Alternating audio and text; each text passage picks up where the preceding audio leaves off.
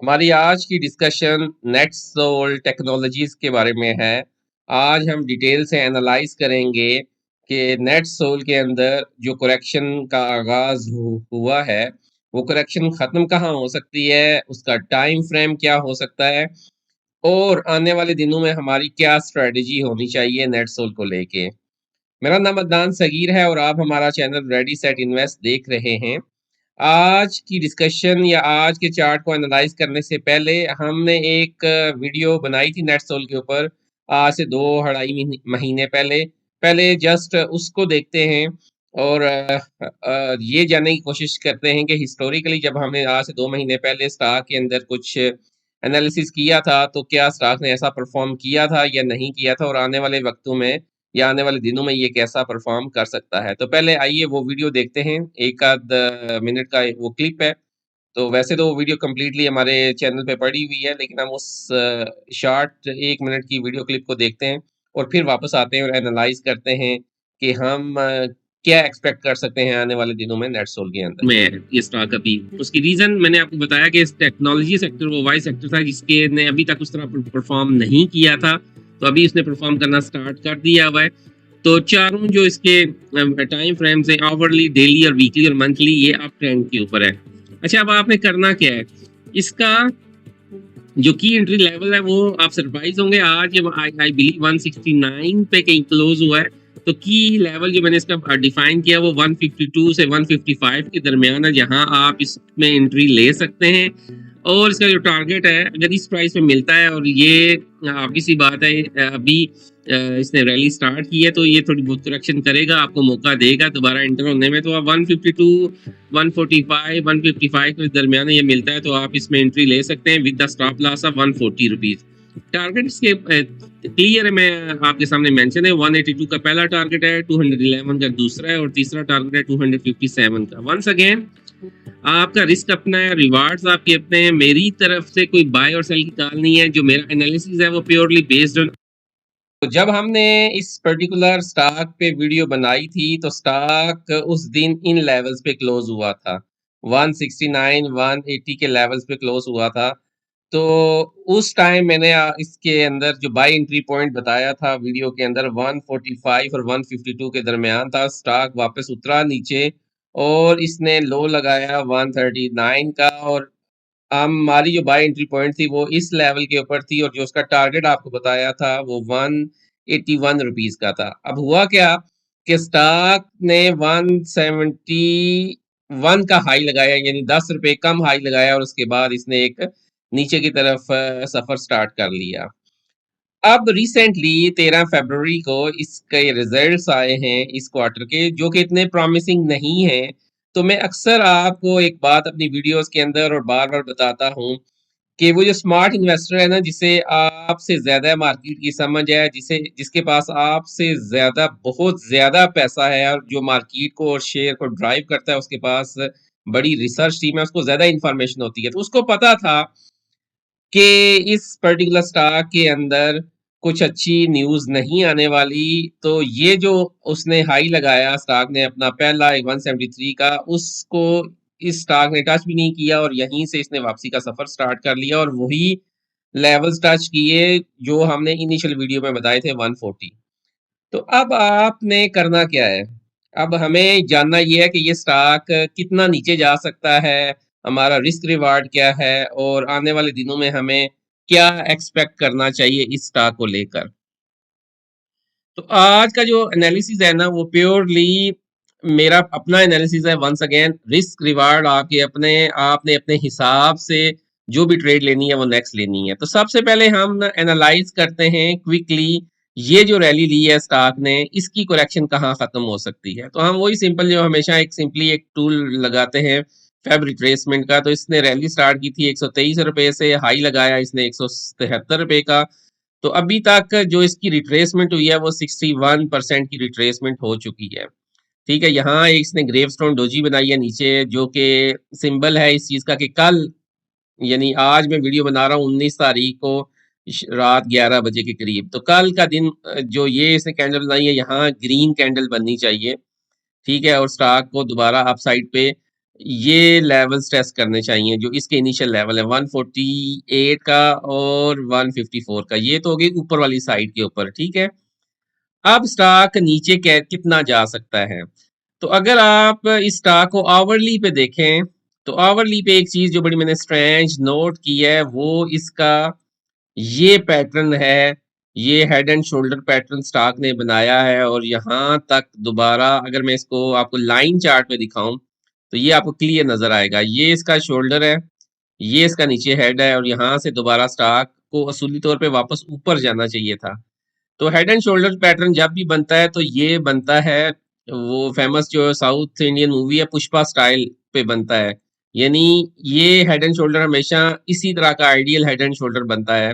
ऊपर अगर इस तरह इन्वर्टेड हेड एंड शोल्डर बनेगा तो नीचे वाली साइड के ऊपर जो उसके लेवल्स होंगे वो क्या होंगे, और जैसा कि मैंने आपको बताया कि स्टॉक नीचे कितना जा सकता है हमने ये एनालाइज करना है। तो एक बात याद रखेंगे, जब स्टॉक में ऊपर वाली साइड पे इन्वर्टेड इस तरह का हेड एंड शोल्डर पैटर्न बनता है तो फिर उसके लेवल्स नीचे वाली साइड पे क्या हो सकते हैं, वो सिंपली हम कैलकुलेट करते हैं कि 144 का इसका लो लगा हुआ था और 170 का इसका 172 का इसका हाई था। तो अगर 172 में से 144 माइनस करें तो रफली 28 रुपीज का इसका लो बनता है। अब करना किया क्या स्टॉक ने ये किया, अगर आप इसको मैं कैंडल स्टिक पे आपको दिखाऊं तो इस पर्टिकुलर लेवल के ऊपर न आने से पहले स्टॉक ने ये गैप डाउन ओपन किया। तो पहली बात तो ये है कि जैसे मैंने आपको बताया वो जो दो लेवल पहले ये गैप फिल होगा, स्टॉक में वापस ऊपर जाएगा, इस गैप को फिल करके नीचे आएगा।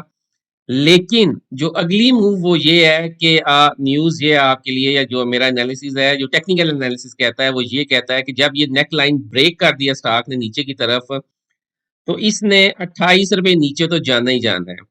तो 28 रुपए नीचे अगर 144 से 28 रुपए नीचे जाएगा तो वो बन रहा है अगला लेवल इसका 116 रुपए का। ठीक है, वो बनता है समवेयर, अगर हम इसको डेली पे ले जाएं तो 116 रुपए यहाँ कहीं बन रहा है इन लेवल्स के आसपास यहाँ। ठीक है, 116 रुपए का लेवल बन रहा है। अगर हम इस पे एक हॉरिजेंटल लाइन ड्रा कर लें तो यहाँ एक लेवल बनता है 100, यस समवेयर यहाँ। ठीक है, 100 ये, तो वो बनता है यहाँ से 144 से जब आप निकालेंगे सॉरी 172 से 144 माइनस करेंगे 172 से तो आपके पास 28 आएगा। तो 28 नीचे की साइड पे 116 रुपये बनता है। अच्छा, अब 116 रुपये बनता है, आप बोलेंगे कि ये जो आपने टारगेट दे दिया है वो इतना रियलिस्टिक नहीं है। तो देखें, जो फंडामेंटल एनालिसिस या जो टेक्निकल एनालिसिस में डिफरेंस है वो यही है कि टेक्निकल एनालिसिस बेसिकली हिस्टोरिकल जो पैटर्न्स बनाए होते हैं स्टॉक्स ने उनको रिपीट करता है। तो आपको आवरली के ऊपर मैंने आपको बताया ये क्लियरली आपको हेड एंड शोल्डर पैटर्न नजर आ रहा है और ये इसने नीचे की तरफ आना है। अब हम एक और काम करते हैं just to test over assumption या जो टेस्ट ओवर एनालिसिस, वो ये है कि हम सिंपल यहाँ से एक फेब रिट्रेसमेंट लगाते हैं और स्टॉक ने ये यहाँ से रैली ली हुई है। ठीक है, 70 रुपए से स्टॉक ने एक रैली स्टार्ट की थी और ऊपर वाली साइड पे लगाया इसने कितना 172 रुपए। तो इसकी जो 61% की रिट्रेसमेंट बनती है वो 108 109 रुपए पे बन रही है। ठीक है, तो अगर स्टॉक ने इस सारी रैली की करेक्शन करनी है जो इसने ये रैली ली हुई है तो वो समवेयर इसी एरिया के ऊपर 120 122 116 118 के ऊपर कंप्लीट होगी। लेकिन वो अगला जो डाउन ट्रेंड है वो कब स्टार्ट होगा, उसने ये एनालिसिस जो हमने किया है, ये जो हेड एंड शोल्डर पैटर्न बनाया है, इसकी जो करेक्शन है वो कंप्लीट तो करनी है। लेकिन वो ट्रिगर कब होगी, वो ट्रिगर तब होगी जब स्टॉक ये वाली जो ट्रेंड लाइन है ना ये ब्रेक करेगा नीचे वाली साइड पे। ये देखें आप सिंपल ये एक ट्रेंड लाइन को रिस्पेक्ट करता हुआ स्टॉक ऊपर वाली साइड पे गया और यहाँ इसने ये ग्रेव स्टोन डोजी बनाई हुई है, ये इसका एक अच्छा सपोर्ट है 125 रुपए का। तो अब स्टॉक ने अगर ये वाली ट्रेंड लाइन नीचे की साइड के ऊपर ब्रेक की तो इसने जो इमीडिएट सपोर्ट है वो 124 पे लेनी है, उसके बाद एक 124 के बाद अगला 120 है और फिर 116। ये इस तरह के लेवल्स बनेंगे स्टॉक के अंदर अगर ये नीचे की साइड के ऊपर ब्रेक करता है। बिल फर्ज अगर ये ट्रेंड लाइन को रिस्पेक्ट करता है और यहीं ऊपर आके खड़ा हो जाता है, तो फिर भी आपने इस स्टॉक में जल्दी नहीं करनी है आने की ना, कि अब आपको लगेगा कि नहीं ये तो बड़ा सस्ता है और अब हमने ले लेना है इसको, ऐसा नहीं करना, क्योंकि स्टॉक ने अब यहाँ इन लेवल्स के ऊपर ये दिसंबर से लेके आगे जून जुलाई तक तो रुकना है। उसकी रीजन क्या है? उसकी रीजन ये है कि स्टॉक बेसिकली क्या करेगा, आप अगर इस पे सिंपली वही ट्रेंड लाइन ड्रा करें, तो इससे पहले भी स्टॉक ने क्या किया कि जब यहाँ से निकला था स्टॉक एक लंबी कंसोलिडेशन के बाद, अगर आप ये देखें तो यहाँ इसने एक ट्रायंगल का पैटर्न बनाया था। तो लेट्स से अगर हम यही अज्यूम करते हैं कि स्टॉक इसी तरह का मोर एंड लेस बिहेवियर करेगा, तो वो अगर हम देखें समवेयर इस यहाँ आके वो लेवल कहीं कंप्लीट होता है, और ये लेवल कब बन रहा है? मई, ठीक है। तो मई तक तो आपको इस स्टॉक से दूर रहना है अगर आपने इसमें नई एंट्री लेनी है, ठीक है।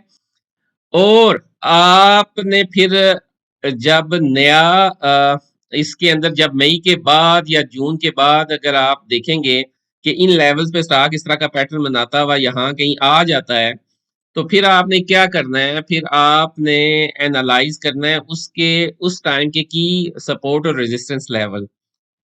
अगर ये स्टॉक अपनी वो लंबी जो रिट्रेसमेंट है उसको करने में चला जाता है, विच इज मोस्ट लाइकली कि उसको करना है, टेक्निकल एनालिसिस यही कहता है उसका। और उसके फिर मैंने आपको बताया इफ एंड बट्स भी हैं कि ये एक पर्टिकुलर सिनेरियो जो मैं आपको बताया कि ये ट्रेंड लाइन अगर उसको ये रिस्पेक्ट करता है तो फिर तो ठीक है, अगर इसको ब्रेक कर देता तो फिर इसने नीचे आके इन लेवल्स को टेस्ट करना है। तो ये एक अच्छा लेवल होगा इस स्टॉक में एंटर होने का, लेकिन वो तब होगा जब ये मई जून जुलाई के महीने में आएगा। लेट्स से कि वो इस तरह आता है और ये मई के महीने में यहाँ कहीं आता है, तो वो आपके पास एक अच्छी एंट्री पॉइंट हो सकता है with stop loss of this level ना। ये स्टॉप लॉस हो सकता है आपका 108 रुपए का, तो इन 8 रुपए का आपका स्टॉप लॉस है, और ऊपर वाली साइड तो फिर आपको यहाँ तक तो इसने देनी है 173 की।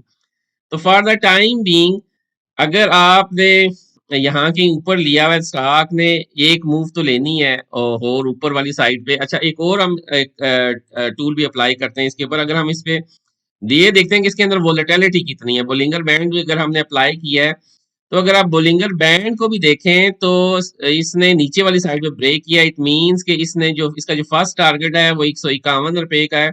यहाँ इसको रेजिस्टेंस मिल सकती है 151 रुपए की। अगर वो इसको ब्रेक करता है तो फिर ये 164 तक जाएगा।